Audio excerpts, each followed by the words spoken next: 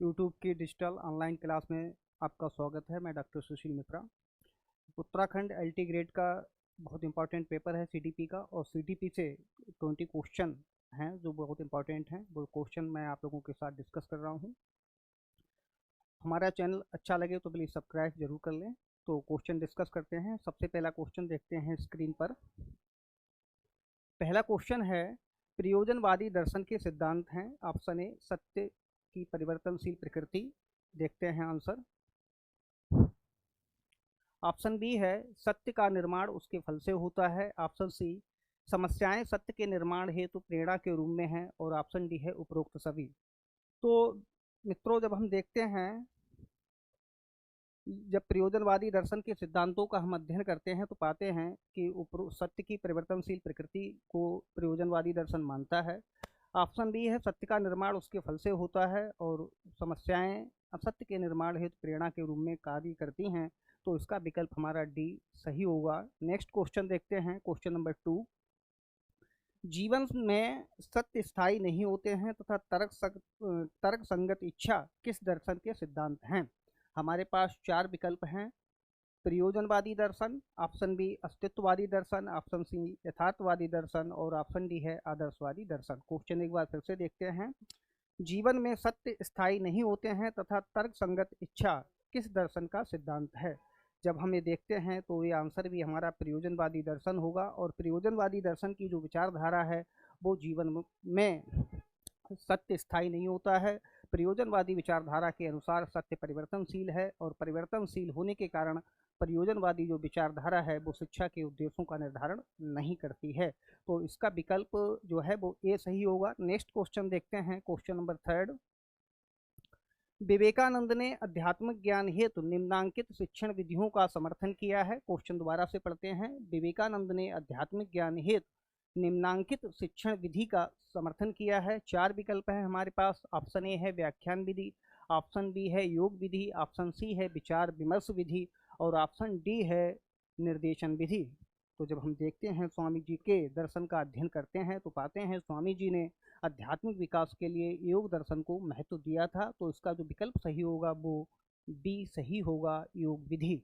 Next question है, बहुत important question है ये भी। विगत वर्ष के जो परीक्षा पेपर हल किए हैं एलटी ग्रेड के, तो उसमें पाते हैं कि इसी प्रकार से इसी पैटर्न से क्वेश्चन पूछे जाते हैं। नेक्स्ट क्वेश्चन है क्वेश्चन नंबर 4। बुनियादी शिक्षा का आधार है। चार विकल्प हैं हमारे पास यहाँ पर। वैदिक दर्शन, ऑप्शन बी योग दर्शन, ऑप्शन सी सर्वोदय दर्शन, ऑप्शन डी यथार्थवादी दर्शन। तो बुनियादी शिक्षा का जो संकल्पना है जो ये महात्मा गांधी से प्रेरित है, और महात्मा गांधी ने अपने सर्वोदय दर्शन का जो आधार है वो बुनियादी शिक्षा है। तो इसका जो राइट आंसर होगा वो सर्वोदय दर्शन होगा। नेक्स्ट क्वेश्चन देखते हैं, क्वेश्चन नंबर 5। इंपॉर्टेंट क्वेश्चन है। श्री अरविंद ने बालक के निम्नांकित पक्ष के विकास पर बल दिया है। ऑप्शन ए आध्यात्मिक एवं भौतिक विकास, ऑप्शन बी शारीरिक विकास, ऑप्शन सी है भौतिक विकास, ऑप्शन डी है आध्यात्मिक विकास।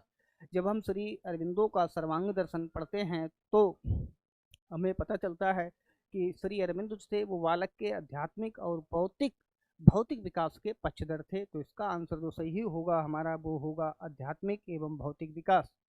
नेक्स्ट क्वेश्चन देखते हैं, क्वेश्चन नंबर 6। इंपॉर्टेंट क्वेश्चन है। लोकतंत्र में शिक्षा में निम्नांकित मूल्य का विकास वांछनीय है। ऑप्शन ए स्वतंत्रता, ऑप्शन बी समानता, ऑप्शन सी भ्रातृत्व, ऑप्शन डी उपरोक्त सभी। तो जो लोकतांत्रिक व्यवस्था है भारत में और संविधान में, जब हम संविधान का अध्ययन करते हैं तो पाते हैं कि स्वतंत्रता, समानता और भ्रातृत्व इन सभी का विकास लोकतंत्र अपने नागरिकों में करना चाहता है। तो संविधान में ये मूल्य हैं, स्वतंत्रता, समानता, भ्रातृत्व, ये सभी मूल्य हैं। तो इसलिए इसका जो विकल्प सही होगा वो विकल्प डी सही होगा। नेक्स्ट क्वेश्चन देखते हैं, क्वेश्चन नंबर 7। इंपॉर्टेंट है, बहुत इंपॉर्टेंट क्वेश्चन है क्वेश्चन नंबर 7। जीन पियाजे समर्थकों ने समाजीकरण प्रक्रिया का निर्णायक कारक किसे माना है? ऑप्शन ए संज्ञानात्मक संरचना, ऑप्शन बी भावात्मक संरचना, ऑप्शन सी व्यवहार परक संरचना, ऑप्शन डी उपरोक्त में से कोई नहीं। तो जीन पियाजे एक संज्ञानवादी मनोवैज्ञानिक थे। तो इनके अनुसार जो आंसर सही होगा वो संज्ञानात्मक संरचना होगा। नेक्स्ट देखते हैं क्वेश्चन नंबर 8, बहुत इंपॉर्टेंट क्वेश्चन है ये भी। आर्मी बीटा किस प्रकार का परीक्षण है? ऑप्शन ए व्यक्तिक शाब्दिक, ऑप्शन बी सामूहिक शाब्दिक, ऑप्शन सी सामूहिक अशाब्दिक, ऑप्शन डी उपरोक्त में से कोई नहीं। तो जो आर्मी बीटा परीक्षण है ये सामूहिक शाब्दिक परीक्षण है, तो इसका राइट आंसर बी होगा। नेक्स्ट क्वेश्चन देखते हैं, सॉरी, क्वेश्चन नंबर 9, निम्नलिखित में से किस अधिगम प्रणाली का प्रयोग व्यवहार चिकित्सा में होता है? ऑप्शन ए क्लासिकल अनुबंधन, ऑप्शन बी क्रिया प्रसूत अनुबंधन, ऑप्शन सी गेस्टाल्ट अधिगम और ऑप्शन डी है प्रयत्न एवं भूल। तो पाबोलियन का जो सिद्धांत है क्लासिकल अनुबंधन सिद्धांत का प्रयोग जो है वो मनोचिकित्सा में इसका अध्ययन होता है, तो इसका राइट आंसर होगा क्लासिकल अनुबंधन सिद्धांत। नेक्स्ट क्वेश्चन देखते हैं, क्वेश्चन नंबर 10, थर्स्टन ने बुद्धि का निम्नलिखित सिद्धांत प्रतिपादित किया है? ऑप्शन ए द्विकारक सिद्धांत, ऑप्शन बी एक कारक सिद्धांत, ऑप्शन सी समूह कारक सिद्धांत, ऑप्शन डी उपरोक्त में से कोई नहीं। तो हम देखते हैं कि जो थर्स्टन ने बुद्धि का सिद्धांत दिया है वो समूह कारक सिद्धांत दिया है, तो इसलिए क्वेश्चन नंबर 10 का जो राइट आंसर होगा वो हमारा सी होगा। नेक्स्ट क्वेश्चन देखते हैं, क्वेश्चन नंबर 11, विश्वविद्यालय अनुदान आयोग को स्वायत्तता प्रदान की गई थी? ऑप्शन ए 1956 में, ऑप्शन बी 1957 में, ऑप्शन सी 1958 में, ऑप्शन डी 1959 में। तो विश्वविद्यालय अनुदान आयोग को स्वायत्तता 1956 में मिली थी, तो इसका राइट आंसर ए होगा। अब क्वेश्चन नंबर 12 देखते हैं, क्वेश्चन नंबर 12, पाठ्यक्रम की विभिन्न संकल्पनाएं क्या हैं? पाठ्यक्रम से रिलेटेड क्वेश्चन है और इम्पोर्टेंट क्वेश्चन है ये भी आपका। अनुभव, विषय, उद्देश्य और शिक्षण। कूट यहाँ पर दिए हुए हैं तो कूट के माध्यम से देखना है। कूट ए है 1, 2, 3 अर्थात अनुभव, विषय, उद्देश्य। कूट है सेकेंड, थर्ड और फोर्थ अर्थात अनुभव, विषय और शिक्षण। ऑप्शन सी है थर्ड, 4 और 1। जब हम इन कूटों का अध्ययन करते हैं तो पाते हैं कि जो पाठ्यक्रम का आधार होता है या पाठ्यक्रम की आधार संकल्पनाएं हैं, उन संकल्पनाओं में अनुभव होता है, हमारा विषय होता है और उद्देश्य होता है। तो इसका जो कूट सही होगा वो फर्स्ट कूट सही होगा, फर्स्ट, सेकेंड और थर्ड। अब क्वेश्चन नंबर 13 देखते हैं, क्वेश्चन नंबर 13 देखते हैं, टोरेंस, बैनर, टेलर तथा हॉलैंड एवं कैंट आदि किस विषय के शोध एवं परीक्षण से संबंधित हैं?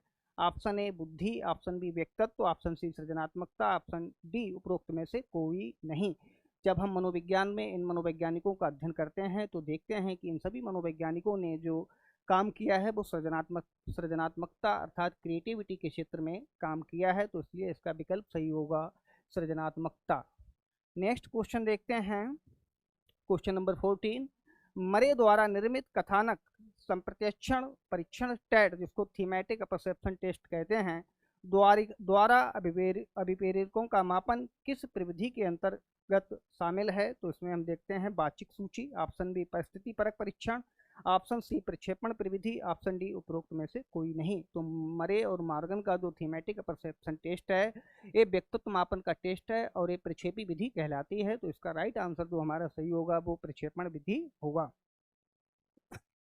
नेक्स्ट क्वेश्चन देखते हैं, क्वेश्चन नंबर 15, भारत में राष्ट्रीय शिक्षक पाठ्यक्रम फ्रेमवर्क 2009 किसके द्वारा तैयार किया गया है? जो पाठ्यचर्या फ्रेमवर्क है 2009 का शिक्षक के लिए है, तो देखते हैं एनसीईआरटी, NUEPA, NCTE और NAAC। तो जब हम देखते हैं जो शिक्षकों के लिए पाठ्यक्रम तैयार किया गया है 2009 का जो पाठ्यचर्या फ्रेमवर्क है वो NCTE ने तैयार किया है, तो इसलिए इसका जो राइट आंसर सही होगा वो 15 का सी सही होगा। नेक्स्ट क्वेश्चन देखते हैं, क्वेश्चन नंबर 16, सीधे परिणाम द्वारा अनुशासन को किसने प्रतिपादित किया है? बहुत इंपॉर्टेंट क्वेश्चन है। सीधे परिणाम द्वारा अनुशासन को किसने प्रतिपादित किया है? 4 विकल्प हैं हमारे पास। पहला विकल्प है अस्तित्ववादी, दूसरा विकल्प है व्यवहारवादी, ऑप्शन सी है प्रकृतिवादी और ऑप्शन डी है यथार्थवादी। जब हम अनुशासन के संदर्भ में बात करते हैं तो देखते हैं कि यहाँ पर 4 विचारधाराएं हैं, तो इन विचारधाराओं में जो स्टेटमेंट है सीधे परिणाम द्वारा अनुशासन, ये स्टेटमेंट जो है प्रकृतिवादी विचारकों का है। नेक्स्ट क्वेश्चन देखते हैं, question number 17, the life divine पुस्तक लिखी गई है? ऑप्शन ए टैगोर द्वारा, ऑप्शन बी स्वामी विवेकानंद द्वारा, ऑप्शन सी अरविंद द्वारा, ऑप्शन डी गांधी जी द्वारा। तो जो लाइफ डिवाइन पुस्तक है ये श्री अरविंद की पुस्तक है, इसलिए इसका जो राइट आंसर होगा 17 का वो सी है। क्वेश्चन नंबर 18 देखते हैं। दर्शन के एक संप्रदाय के रूप में प्रयोगवाद का प्रदर्शन करता है? ऑप्शन विचार, ऑप्शन बी क्रिया, ऑप्शन सी यथार्थ, ऑप्शन डी कार्यक्रम। तो जो प्रयोजनवादी हैं ये प्रयोगवाद जो है वो क्रिया को महत्व देता है, इसलिए ऑप्शन हमारा 18 का बी राइट होगा। नेक्स्ट क्वेश्चन देखते हैं, क्वेश्चन नंबर 19, और ये भी बहुत इंपॉर्टेंट क्वेश्चन है। क्वेश्चन नंबर 19, थांडाइक के अधिगम में प्रभाव के नियम ने निम्नांकित में से किस प्रतिमान को प्रत्याशित किया है? विकल्प ए पाबोलियन अनुबंधन, ऑप्शन बी क्रिया प्रसूत अनुबंधन, ऑप्शन सी सामीप्य अनुबंधन, ऑप्शन डी अंतर्दृष्टि अधिगम। 4 विकल्प हैं। तो थांडाइक का जो प्रभाव का नियम है वो स्किनर के क्रिया प्रसूत अनुबंधन के समकक्ष है, तो इसका राइट आंसर बी होगा। नेक्स्ट क्वेश्चन देखते हैं, क्वेश्चन नंबर 20, पियाजे के अनुसार विकास के इंद्रिय गतिक चरण का सर्वाधिक महत्वपूर्ण संज्ञानात्मक परिणाम क्या है? ऑप्शन ए वस्तु स्थायित्व, ऑप्शन बी पहचान, ऑप्शन सी भाषा, ऑप्शन डी तर्क। तो जब हम जीन पियाजे की चारों अवस्थाओं का अध्ययन करते हैं तो पाते हैं कि जो वस्तु स्थायित्व है वो इंद्रिय गामक अवस्था का सबसे महत्वपूर्ण विशेषता है। तो जो इसका राइट आंसर होगा वो होगा वस्तु स्थायित्व। तो साथियों आज हमने 20 क्वेश्चन, इंपॉर्टेंट क्वेश्चन सीडीपी के आप लोगों के साथ डिस्कस किए हैं। अगर हमारा चैनल अच्छा लगा हो तो प्लीज़ लाइक कर दें, शेयर कर दें और सब्सक्राइब कर लें। थैंक यू, धन्यवाद।